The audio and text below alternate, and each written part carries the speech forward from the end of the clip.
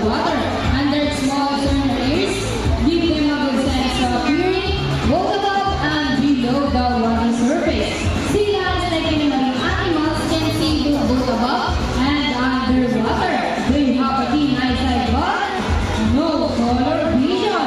In the wild, they inhabit what Losasaur, like with typhoons, and they have a preference for rocky beaches. They have excellent climb abilities, which can easily escape rocky ledges. Check this out.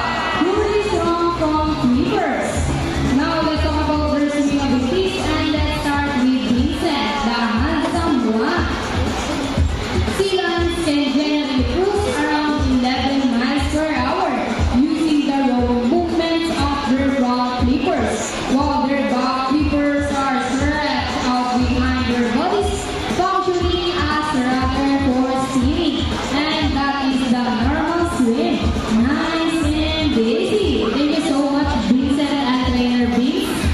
But when chasing their prey or escaping from predators, they can achieve a burst speed up to Red Sanda 20.